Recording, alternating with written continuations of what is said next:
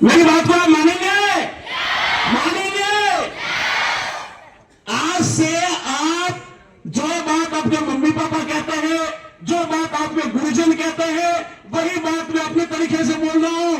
एक व्यक्ति जो इतने इतने आपको शायद बहुतों से पहली बार मिल रहा है, वो अगर आपसे कह रहा है तो कुछ अपनेपन से कह रहा है, वो अगर आपसे कुछ बातें कह रहा है तो आत्मीयता से कह रहा है। दोस्तों, नंबर एक, आप मोबाइल का कभी मिस यूज, दुरुपयोग नहीं करेंगे। मेरी बात को मानेंगे? ईमानदारी से मानना। तो फिर हाथ ऊपर उठाइए सभी लोग, एक बार शपथ का हाथ ऊपर उठाइएगा, अपने राइट हैंड को आगे कीजिएगा। देखिए, मैं इतना सुनना, किसी के मन में शंका होगी कि सर आप शपथ तो दिला रहे हो, लेकिन घर जाते ही मन मानेगा नहीं। मन तो कहेगा कि मोबाइल देख, मन तो कहेगा कि रील बनानी है, मन तो कहेगा कि कुछ गलत गलत फिल्में देखनी है, मन कहेगा मैं बता हूं, मन कहेगा मैं इस बात को मैं जानता हूं, मन कहेगा, लेकिन मन कहेगा मैं मानता हूं, इस चीज को मैं समझता हूं। कुछ शरारतें होती है, हम भी आपके जैसे थे, शायद करते थे, मैं इसके नकारता नहीं हूं, लेकिन थोड़ा सा विचार करना। मोबाइल का उपयोग करें, सदुपयोग करें आप उस रूप में कि आपको गुरुजी ने जो चीज पढ़ाई उसको आप यूट्यूब पे देखें, उसका सदुपयोग है। लेकिन जैसा अभी गुरुजनों ने कहा कि हम सब कहते हैं मोबाइल कम यूज करें, इसका कोई तो कारण होगा, क्योंकि मोबाइल में आकर्षण है, और जो चीज आकर्षण की होती है वो हमेशा नुकसानदायक होती है। जीवन में एक बात नोट कर लेना, कहीं पर भी आप जाएंगे, जो चीज आपको आकर्षित कर रही है, इसका मतलब वो नकली है, फर्जी है, ओरिजिनल नहीं है। इसलिए आपको उस और कभी आकर्षित नहीं होना है।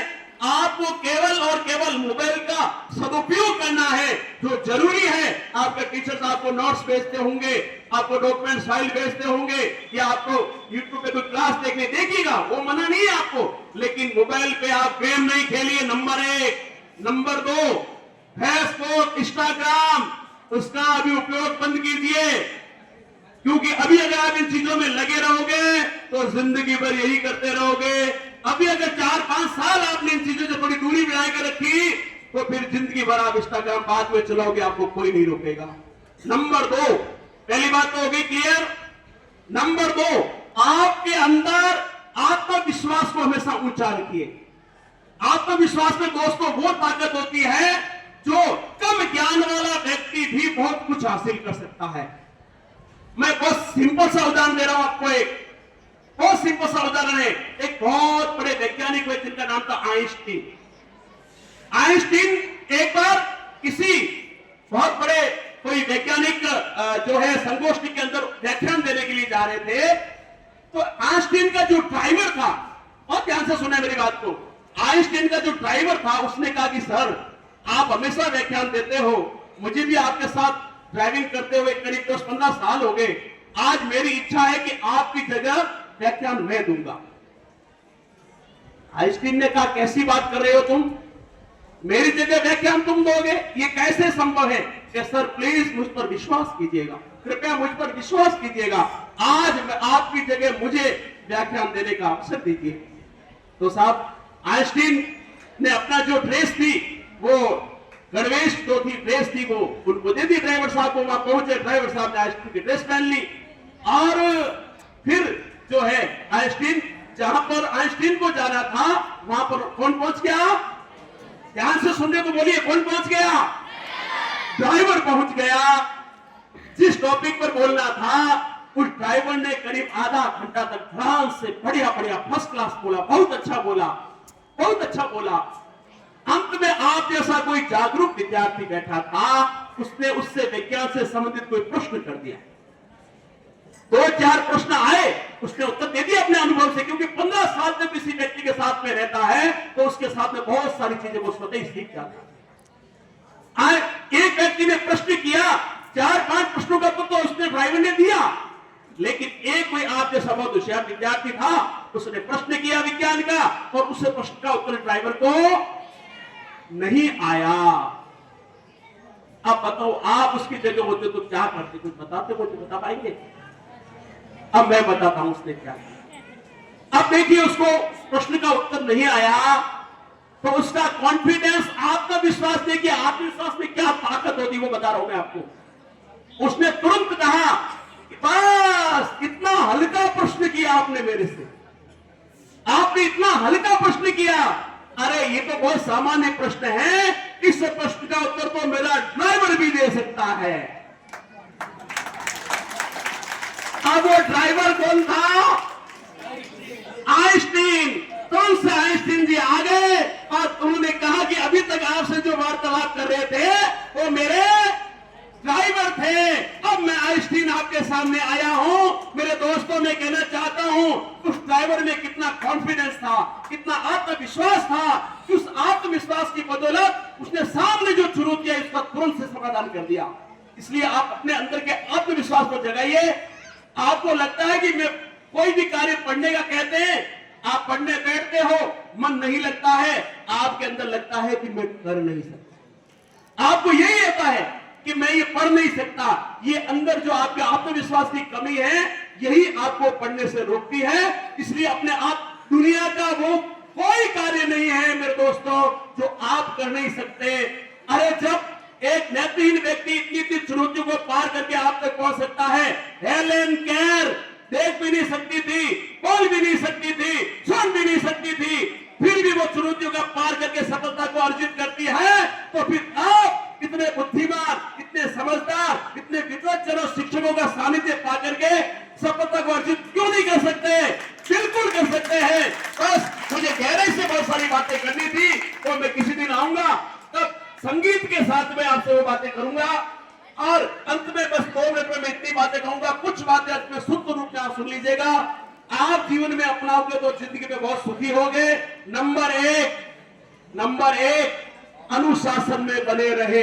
जो आपने नियम बनाया है उसको ईमानदारी से आप पढ़ाई पे लागू कीजिए।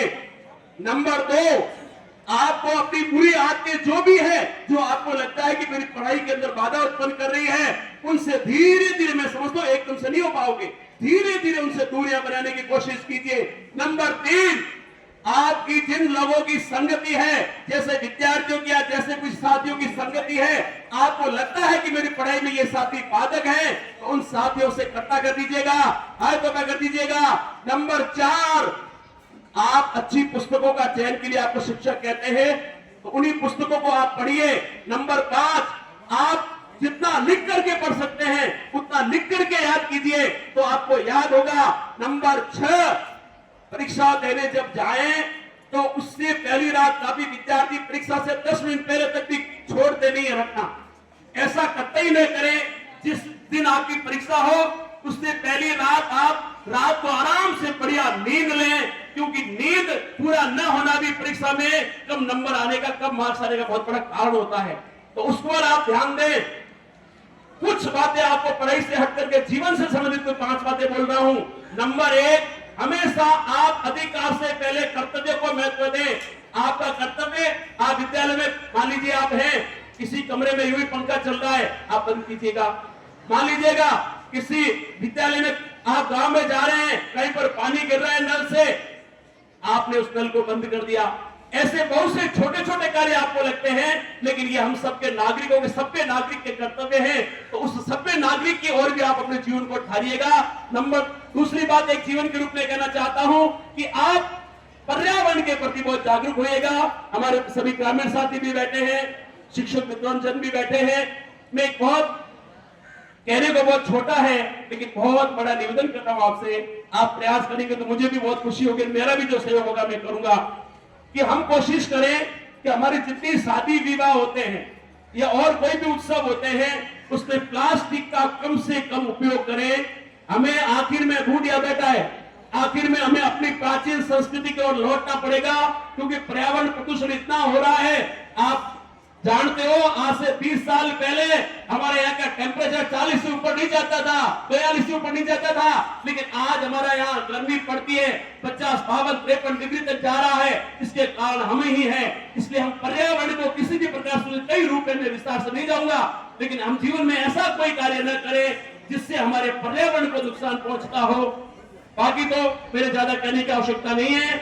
मैंने ये बात परख लिया बखूबी कि आदरणीय श्री बाबूलाल जी और उनकी पूरी टीम, पूरा पीओ क्षेत्र बड़ी ईमानदारी से, बड़ी निष्ठा से, बड़ी कर्मठता से इस कार्य में पूरे आपके हित में लगे हुए हैं। मैं एक बार फिर से बहुत सारी बातें करनी थी, लेकिन समय का अपना अभाव है। मैं सबकी मजबूरियों को समझता हूँ। अंत में बोलने वाले के लिए बहुत सारी चुनौतियां होती है, मैं उसको भी समझता हूँ। इसलिए मैंने सार रूप में अपनी बात कही और ये मैं आपसे वादा करता हूँ, बाबूलाल जी याद करेंगे तो जरूर मैं आऊंगा। उस दिन हम संगीतबद्ध तरीके से बहुत सारी विस्तार से चर्चा आपसे करेंगे। मैं समझता हूँ उस चर्चा के बाद में आपको लगेगा वाकई में बहुत ज्यादा कि वाकई में आपने कुछ दिया है हमको। मेरे विद्यार्थियों, आप सभी का हृदय से बहुत बहुत आभार। बाबूलाल जी और पूरी टीम का मैं बहुत बहुत बधाई देता हूँ इतने सुंदर आयोजन के लिए। हमारे भामाशाह भाई बग्गाराम जी और जितने भी सब राहुल जी सब विराजे हुए हैं, आप सबको भी बहुत बहुत बधाई देता हूँ कि आप हमेशा सक्रिय रहते हैं। एक बार फिर से सभी ग्रामीण वासियों का हृदय से बहुत बहुत बधाई कि इतने हर कार्य में आप यहाँ उपस्थित रहते हैं। और बच्चों को परीक्षा के लिए बहुत बहुत शुभकामनाएं। मैंने जो बात बाबूलाल जी से कही, बड़े सोच समझ के कही, मेरे अंदर का भाव कहा था कि अगले 5 साल तक 10th में और 12th में साइंस, कॉमर्स और कला वर्ग तीनों में जो फर्स्ट 3 विद्यार्थी फर्स्ट, सेकंड, थर्ड होंगे, उसको मैं अपने सामर्थ्य से एक एक चांदी का सिक्का जैसा बाबूलाल जी से मैंने कहा वो मैं दूंगा। ये मेरा कमिटमेंट है, ये मेरा प्रॉमिस है, ये मेरा वादा है। और आप सभी जीवन में उन्नति करते रहे, आगे बढ़ते रहे, अपनी पढ़ाई को दिल से करें, आपके माता पिता का कहना करें, गुरुजनों का कहना माने। इस दुनिया में आपके माता पिता और गुरुजनों से ज्यादा आपका शुभचिंतक कोई नहीं है इस दुनिया में। मेरी बात को, इस बात को नोट कर लेना। कॉलेज में बहुत सारी परिस्थितियां अलग होगी, उस समय आप गलत संगतियों से बचना। 12th वालों से कहना चाहता हूं, गलत संगतियों से बचना, नशे करने वाले विद्यार्थियों से दूर रहना, उन विद्यार्थियों के संग में रहना जो रेगुलर क्लास में आते हैं, जो टीचर की कक्षा का इंतजार करके कक्षा को अटेंड करते हैं, उसका आप ध्यान रखना, उस संगति में रहना। एक बार फिर से हृदय से आपका बहुत बहुत आभार। राष्ट्र को हमेशा सर्वोपरि रखना मेरा मूल मंत्र है, क्योंकि आप जो को भी ऐसा करते हुए करें जीवन में, कभी ऐसा न करें जिससे आपके परिवार को, आपके गांव को, आपके गुरुजनों को नीचा देखना पड़े। अपने देश को सर्वोपरि रखना, अपनी संपत्ति को देश की संपत्ति समझना, अपने कार्य को देश का कार्य समझना। क्योंकि अंत में इतना ही कहूंगा कि नजराने से कहा कि नैन से बड़ी कोई चीज नहीं होती। नजराने से कहा कि नैन से बड़ी कोई चीज नहीं होती, लेकिन तभी मेरे दिल में आवाज उठी विद्यार्थियों कि वतन से बड़ी कोई चीज नहीं होती, वतन से बड़ी कोई चीज नहीं होती। एक बार फिर से आप सभी को शुभकामनाएं देता हूं। और एक बात ध्यान रखना कि लक्ष्य न ओझल होने पाए, कदम मिलाकर चल।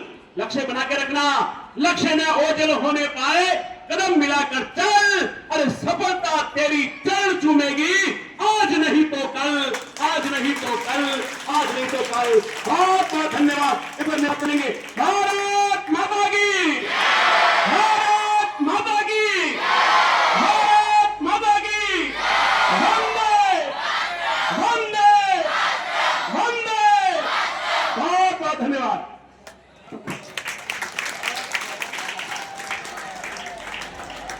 डॉक्टर साहब, आपने जिस ओजस्वी वाणी में इन बच्चों को 15-20 मिनट तक बांधे रखा, निश्चित रूप से ऐसा शायद पूरे प्रोग्राम में नहीं हो पाया।